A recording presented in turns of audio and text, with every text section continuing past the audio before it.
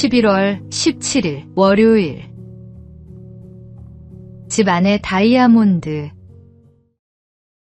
페르시아에 전해 내려오는 이야기입니다. 알리하베프라는 농부는 큰 농장과 과수원을 경영하며 부유하게 살았습니다. 그러나 어느 날 한 술객이 찾아와 다이아몬드를 가지면 더 큰 부와 행복을 얻을 수 있다고 말했습니다. 그 말을 들은 농부는 마음이 흔들렸습니다. 결국 그는 가진 모든 것을 정리하고 다이아몬드를 찾아 나섰습니다. 하지만 오랜 세월을 떠돌며 수고했음에도 원하는 것을 얻지 못했고 지치고 낙심한 끝에 불행하게 생을 마치고 말았습니다. 그런데 그가 떠난 뒤 농장을 산 사람은 우연히 낙타에게 물을 먹이다가 땅속에서 무지갯빛으로 반짝이는 돌을 발견했습니다. 그것은 다름 아닌 다이아몬드 원광이었습니다. 농부가 그토록 찾아 헤매던 보물은 이미 자기 집안에 있었던 것입니다. 사람은 종종 멀리 있는 행복을 쫓아 떠나지만 정작 그 행복은 가까운 곳, 하나님께서 이미 주신 은혜 속에 있습니다. 우리 가정, 건강, 믿음, 그리고 일상 속에 숨어있는 감사의 제목이야말로 진짜 보물입니다. 먼 곳을 바라보며 아쉬워하기보다 오늘 내 앞에 주신 은혜에 만족할 때 삶은 가장 풍요로워집니다. 오늘의 말씀. 어떠한 형편에든지 나는 자족하기를 배웠노니. 오늘의 만나. 지금 누리고 있는 은혜를 소중히 여기십시오. 참된 만족과 행복은 이미 하나님께서 주신 것 안에 있습니다.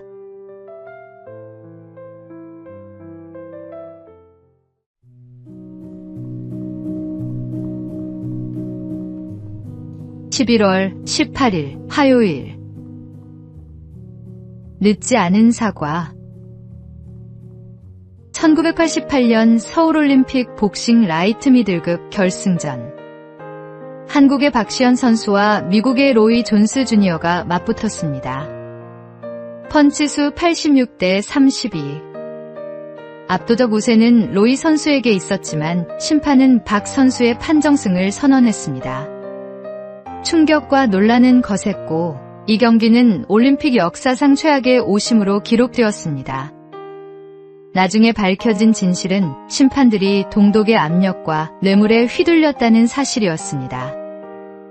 억울한 승리의 주인공이 된 박 선수는 국내외의 비난 속에서 은퇴했고 대인 기피증으로 오랜 시간을 고통 속에 보냈습니다. 그러나 35년이 흐른 뒤 그는 마침내 용기를 냈습니다. 직접 로이 선수를 찾아가 금메달을 건네며 이 메달은 당신의 것입니다라고 고백한 것입니다. 두 선수는 뜨겁게 포옹했고 박 선수는 비로소 마음의 짐을 내려놓을 수 있었습니다. 진실을 바로 세우는 용기는 결코 늦지 않습니다. 용서와 화해는 하나님께서 주시는 가장 큰 선물입니다. 오늘의 말씀. 용서하라. 그리하여야 하늘에 계신 너희 아버지께서도 너희 허물을 사하여 주시리라 하시니라. 오늘의 만나. 마음속 오래된 짐이 있습니까? 늦었다 생각될 때라도 용기 내어 사과하고 화해하십시오. 그 순간 하나님의 은혜가 임합니다.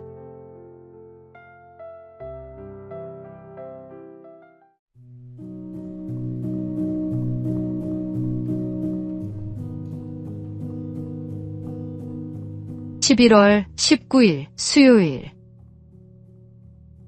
너마저. 일본 마쓰시타 전기 창립자 마쓰시타 고노스케가 전구 소켓 특허를 냈을 때 주문이 밀려 종업원들은 밤새워 일해야 했습니다.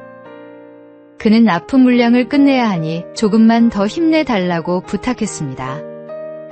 그러나 그가 자리를 비우자 기계 소리는 하나둘 멎었고 종업원들은 밖으로 나갔습니다. 마지막까지 남아있던 한 직원마저 나가려 할 때 마스시타가 숨을 헐떡이며 돌아왔습니다. 그는 간절히 말했습니다. 내가 그렇게 부탁했는데 게다가 너마저 나가겠다는 거야?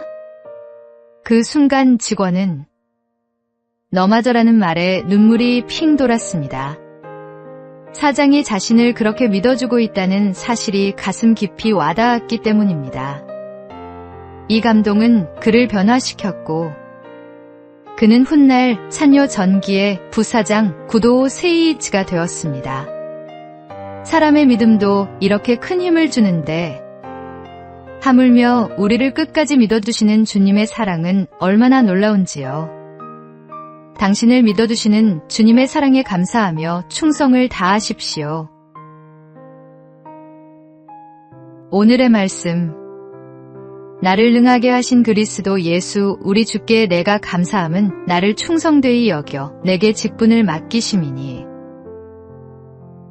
오늘의 만나. 주님이 당신을 믿고 맡기신 자리를 소중히 여기십시오. 감사로 충성을 다할 때 하나님께서 귀히 쓰십니다.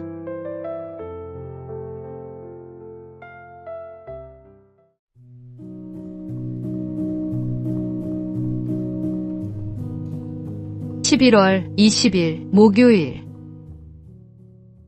바라보는 것을 바꾸라. 한 여인이 있었습니다. 선장이었던 남편을 폭풍 속에서 잃고 세 아들과만 살아가야 했습니다. 그러나 세월이 흘러도 바다는 그녀의 가정을 계속 시험했습니다. 큰아들은 아버지를 따라 선원이 되었지만 끝내 바다에서 목숨을 잃었고 둘째 아들도 같은 길을 걸으며 세상을 떠났습니다.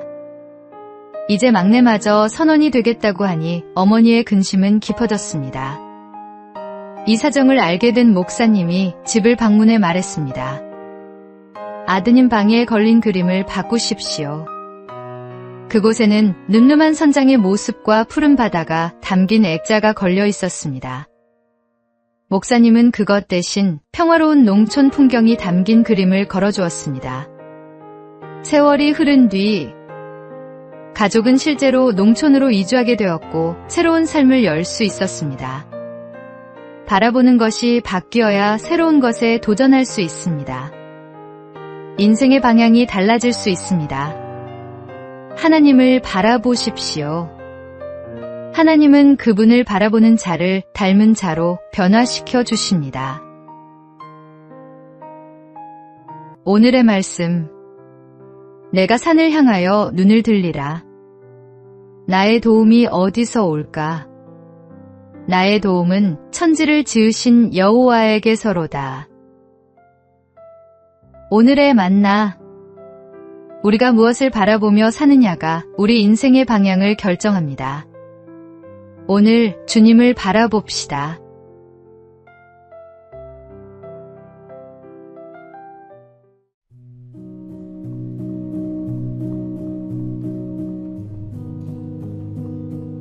(11월 21일) 금요일. 루즈벨트의 안경. 미국의 루즈벨트 대통령은 심한 근시로 늘 2개의 안경을 들고 다녔습니다. 그는 이 무거운 안경을 불편하게 여기곤 했습니다.